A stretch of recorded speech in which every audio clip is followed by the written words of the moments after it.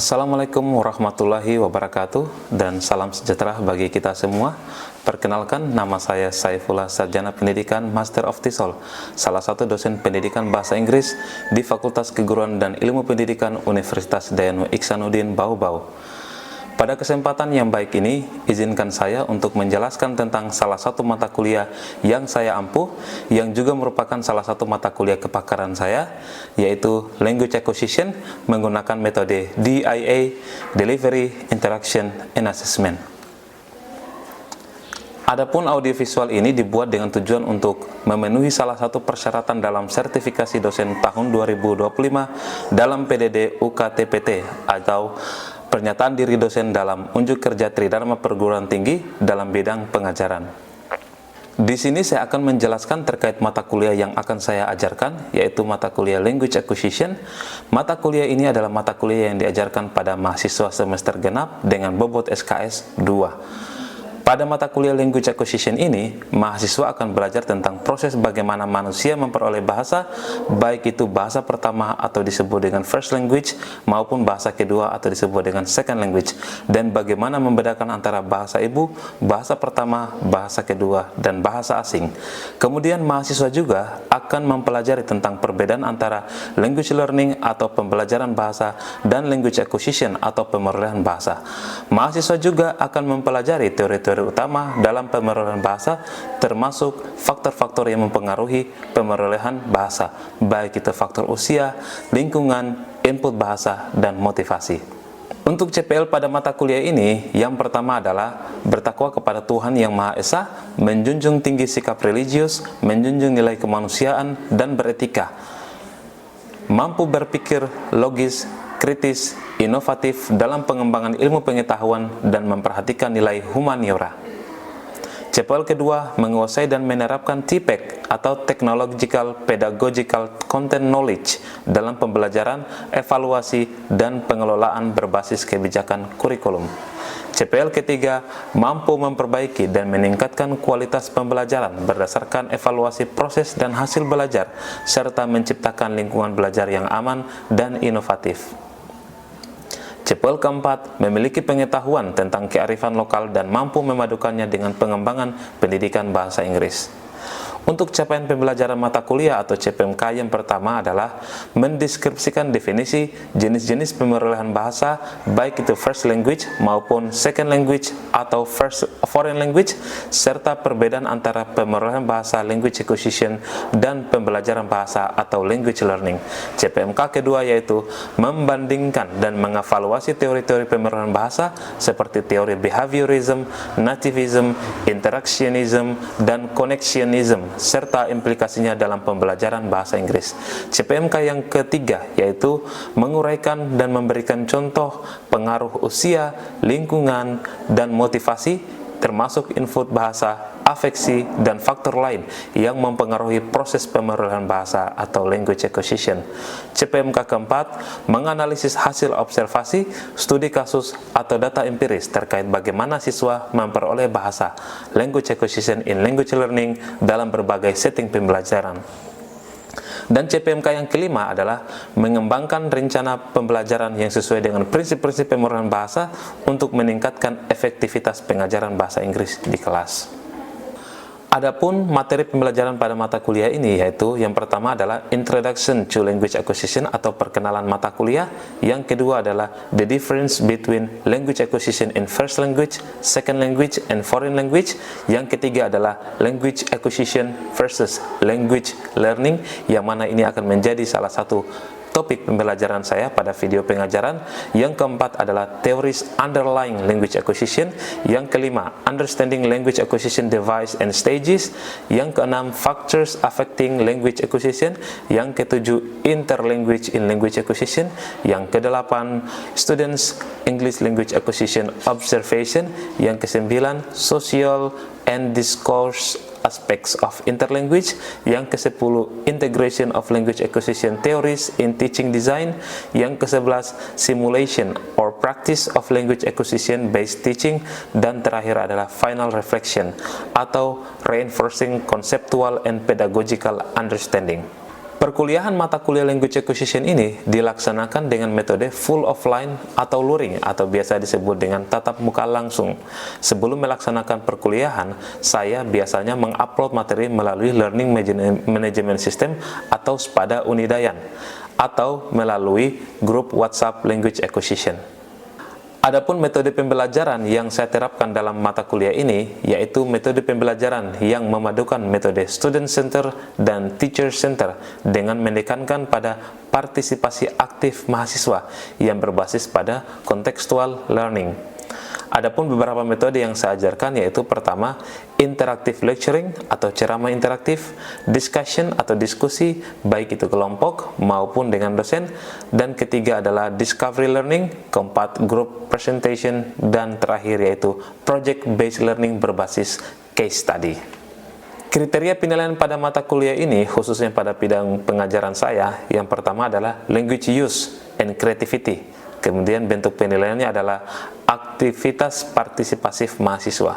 Jadi secara umum aspek penilaian dan presentasinya yaitu aspek penilaian ujian akhir semester presentasi 30%, ujian tengah semester presentasi 25%, tugas presentasi 20%, dan partisipasi aktif atau PA 10%. Kriteria penilaian dalam mata kuliah ini yaitu secara umum aspek penilaian pertama ujian akhir semester dengan persentase 30%, ujian tengah semester dengan persentase 25%, tugas dengan persentase 20%, presentasi dengan persentase 15%, dan partisipasi aktif mahasiswa dengan persentase 10%. Baik, untuk tahap berikutnya mari kita bersama-sama menyimak materi pembelajaran pada mata kuliah Language Acquisition pada mahasiswa semester 4 genap program Sarjana Pendidikan Bahasa Inggris Fakultas Keguruan dan Ilmu Pendidikan Universitas Dayanu Iksanuddin. Oke, Assalamualaikum warahmatullahi wabarakatuh. Waalaikumsalam warahmatullahi wabarakatuh. How are you today? Oke, alhamdulillah ya. So I want to tell you that in the last 2 meetings ya, di 2 pertemuan terakhir kita sudah belajar tentang introduction to language acquisition ya. Di situ kita belajar tentang capaian pembelajaran, CPMK, kontrak perkuliahan, bobot penilaian dan lain sebagainya. Dan yang kedua adalah minggu lalu kita sudah belajar tentang the difference between language acquisition in first language, language acquisition in second language, and language acquisition in foreign language ya. Dan sekarang kita akan belajar tentang language acquisition versus language learning ya. Nah, sebelum kita mulai ya, saya ingin bertanya kepada kalian sebagai mahasiswa yang sudah belajar kemarin tentang language acquisition versus language learning, ada yang bisa jelaskan kira-kira perbedaan antara language acquisition dan language learning itu apa? Bisa angkat tangan? Mungkin language acquisition dulu, ada yang bisa berikan? Oke, silakan stand up please. Menurut saya language acquisition itu adalah bahasa yang diperoleh dari sejak dini tanpa sadar. Sedangkan language learning itu dia belajar secara sadar. Okay, very good. Ada yang lain mungkin yang tambahkan? Silakan. Kalau pada language acquisition itu umumnya terjadi pada anak kecil, artinya bahwa bahasa itu terjadi atau teraplikasi pada diri manusia secara alami. Terus untuk language learning itu pada pelajar bahasa kedua, artinya bahwa untuk memahami language learning ini kita perlu melakukan sebuah latihan berupa pembelajaran. Ya. Oke, keren ya.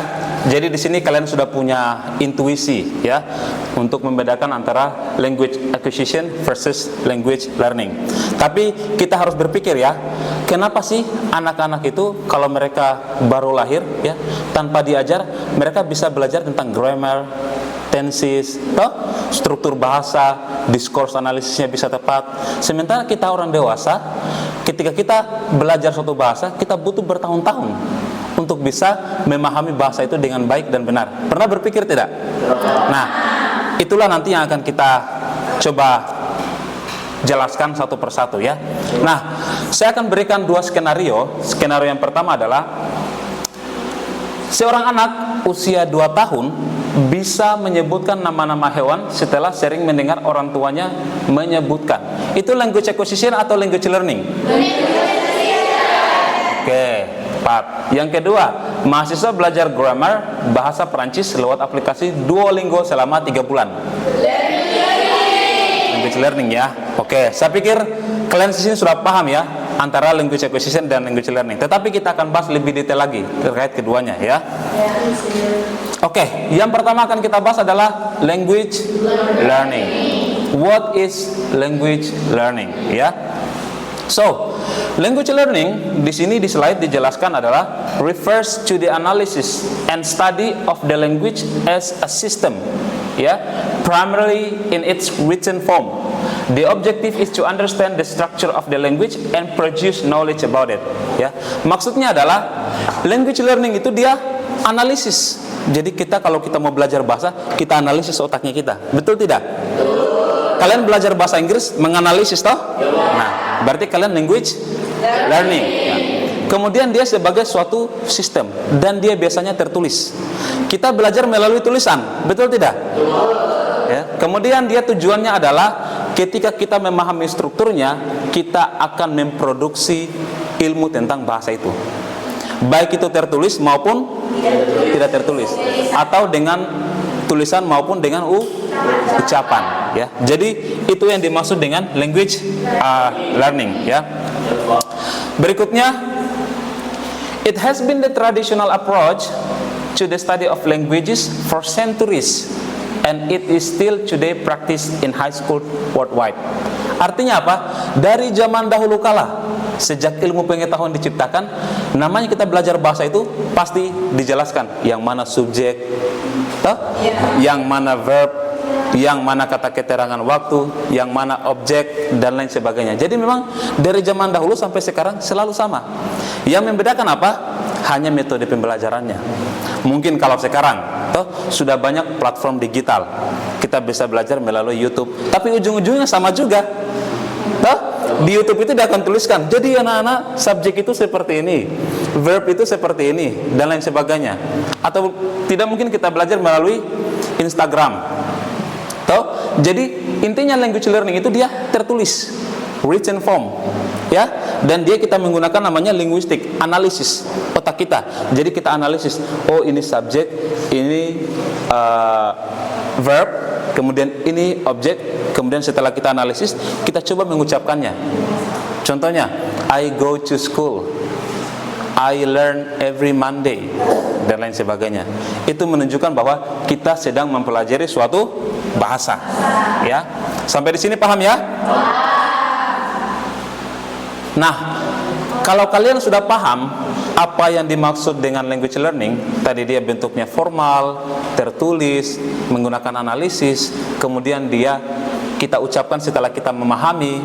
Nah, bagaimana dengan language acquisition? Nah, kita akan bahas di sini ya. Language acquisition refers to the natural assimilation of languages by means of intuition and subconscious learning. Ya, seperti yang dijelaskan oleh teman-teman kalian tadi saat kita memulai pembelajaran, language acquisition itu dia asimilasi natural, dialami, tidak dibuat-buat, tiba-tiba tahu saja, ya seperti itu. Dan dia ada yang namanya intuisi di dalam diri kita, dan dia belajarnya tidak sadar. Tidak ada paksaan, alami saja begitu, ya. Dan itu terjadi seperti yang dikatakan oleh Archiman, terjadi pada anak-anak. Tapi pertanyaannya, apakah bisa orang dewasa? Bisa. Nah, nanti kita akan jawab, ya. Nanti kita akan jawab. Dengan kata lain, ya, language acquisition itu adalah produk dari real interaction between people in environments of the target language and culture where the learner as an active player develop his communicative ability. Maksudnya apa? Dengan kata lain, language acquisition itu adalah produk dari interaksi nyata, tidak dibuat-buat. Jadi kalau kalian ingin betul-betul mengakuisisi bahasa, bagaimana anak-anak belajar bahasa dengan cepat, kalian harus buat yang namanya interaksi nyata. Toh? Jadi kalau dia language learning, dia belajar itu menggunakan buku. Kalau language acquisition, dia tidak pakai buku untuk belajar, tapi langsung praktek. Langsung dia dengar di YouTube tentang bahasa Inggris, yang dia nonton TV tentang bahasa Inggris. Ketika dia belanja pakai bahasa Inggris, dia bicara sama ibunya pakai bahasa Inggris, dia bicara sama bapaknya pakai bahasa Inggris, ya. Jadi itu yang disebut dengan language acquisition. Dan apa? Learner as an active player. Kalau di language learning, kalian itu pasif toh? Ya. Diajarkan dulu tata bahasanya, kemudian kalian mengucapkan. Kalau language learning, dia tidak peduli tata bahasa, dia langsung ngomong saja. Dari mana? Dia imitasi. Dia copy apa yang dikatakan oleh lingkungan sekitarnya. Kemudian dia berperan sebagai active player, langsung ngomong. Ya, langsung ngomong dan develop his communication ability. Maksudnya apa? Anak-anak di Inggris ketika dia belajar bahasa Inggris tidak diajarkan tenses, grammar, tapi dia bisa pintar grammar dan tenses. Betul tidak? Betul. Karena dia mengcopy paste apa yang dikatakan oleh orang tuanya, keluarganya, dan sekitarnya. Dan pada akhirnya sebenarnya itu mereka melakukan kesalahan.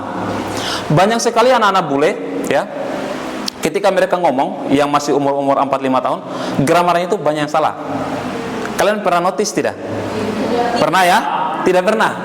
Ada yang pernah notice? Ya pernah, adalah. Jadi memang biasanya itu katakanlah begini, mereka ketika mereka mengatakan saya pergi ke sekolah kemarin, orang bule itu biasanya mereka mengatakan, anak-anaknya ya, I go to school yesterday. Saya tahunya bahwa go itu ya pergi-pergi aja, mau kemarin, ya, mau sudah pergi, ya. Tetapi di sini dijelaskan develop. Pada akhirnya kesalahan-kesalahan itu mereka akan minimalisir seiring dengan perkembangan zaman, sehingga mereka akan capai yang namanya communication ability yang sempurna, sehingga language acquisition itu bisa mereka dapatkan. Sampai di sini paham ya? Oke, very good. Next, like the chameleon, ya, like the chameleon, which changes color to integrate its surrounding. Any person will acquire the language of social environment they belong. Ya, jadi memang language acquisition itu dianalogikan seperti bunglon. Ada yang bisa jelaskan kenapa dianalogikan kayak bunglon? Karena dia Stand up please. Karena dia terpengaruh dengan lingkungan sekitar. Dia terpengaruh. Ya. Oke, kata intinya terpengaruh. Ada yang bisa tambahkan yang lain mungkin? Coba kalian berpikir.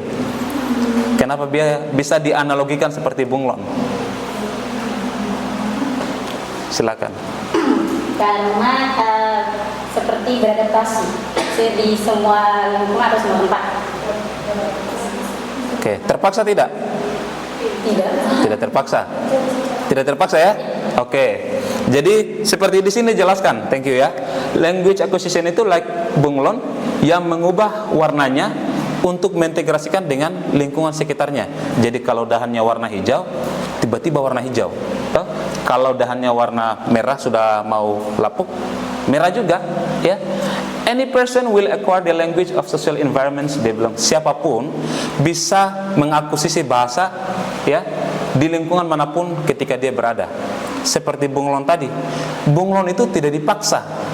Bunglon itu tidak disuruh untuk ubah, tetapi bunglon sudah diciptakan oleh Tuhan. Secara biologically mereka akan mengubah tubuhnya sesuai dengan di mana dia berada. Begitulah anak kecil. Anak kecil tidak pernah dilahirkan untuk berbicara. Jangan pernah katakan bahwa saya mengajar anak untuk berbicara. Mereka tetap akan bicara pada saatnya, karena mereka mengakuisisi secara alami, secara tidak sadar. Ya, itulah yang dianalogikan seperti bunglon tadi. Pada akhirnya mereka akan bisa bicara dengan sendirinya. Karena apa? Lingkungan. Ya.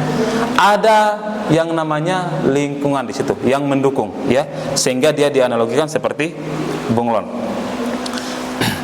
Kemudian berikutnya adalah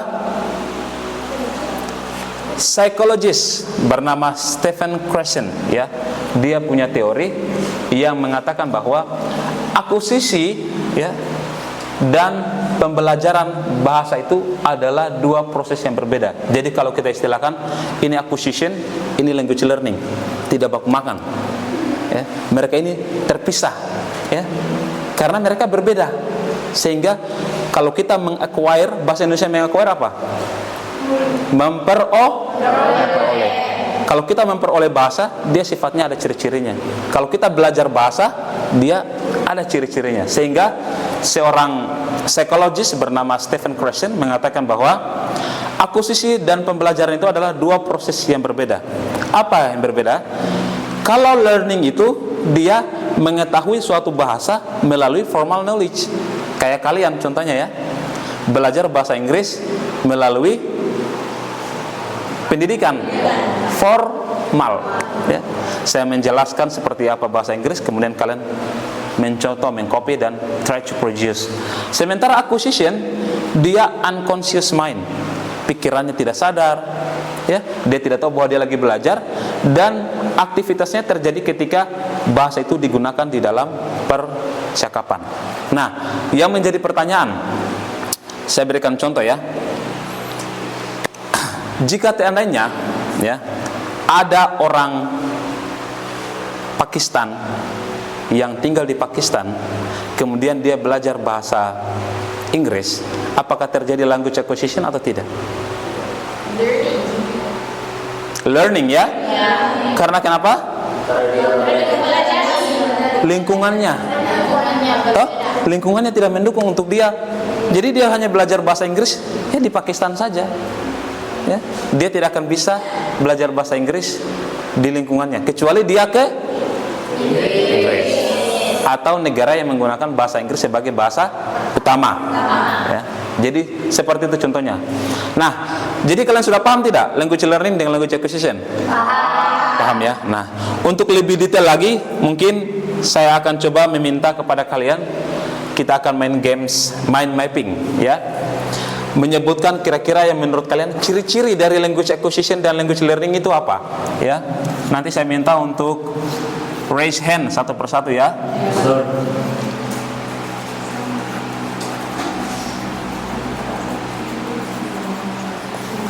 Oke.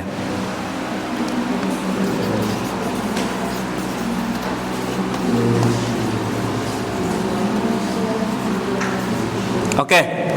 Ada yang bisa berikan contoh? Pertama language acquisition dulu. Ciri-cirinya apa tadi? Come on, raise hand. Oke, silakan Wadi Afenti. Natural. Oke, satu-satu ya. Natural. Saya kira sudah jelas. Natural ya. Next. Apalagi tadi? Kalau language acquisition?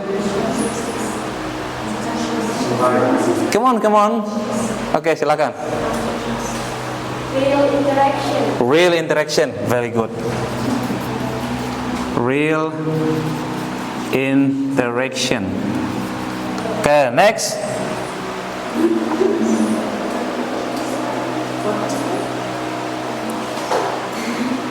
Silakan. Satu lagi mungkin. Language acquisition, dia ciri-cirinya apa? Raise hand, just raise hand. Oke, silakan. Environment. Real environment. Oke, very good ya. Real environment. Oke, saya pikir sudah cukup 3 ya. Nah, itu language acquisition. Kalau language learning? Silakan. Proses. Oke. Very good. Number 2. Kalau language learning apa? Silakan stand up. Analysis. Very good. Oke. Next. Terakhir. Oke, silakan. Sadar. Bahasa Inggrisnya apa? Conscious. Oke. Conscious. Oke, saya pikir kalian sudah paham ya. Jadi perbedaan antara language acquisition dan language learning. Di sini kalian sudah tuliskan satu persatu. Yang pertama, acquisition itu dia alami. Tahu? Kalau language learning dia melalui proses. Saya satunya alami, satunya dia proses, dia rasakan. Jadi sebenarnya kalau kita belajar language learning itu kayak ada beban di pikirannya kita. Betul tidak? Kalau orang language acquisition tidak ada beban sebenarnya. Oke, saya pikir kalian sudah paham ya. Jadi perbedaan antara language acquisition dan language learning. Di sini kalian sudah tuliskan satu persatu. Yang pertama, acquisition itu dia alami. Kalau language learning dia melalui proses. Oke. Hanya 4 orang yang bilang bisa. Kalau yang bilang tidak bisa, angkat tangan.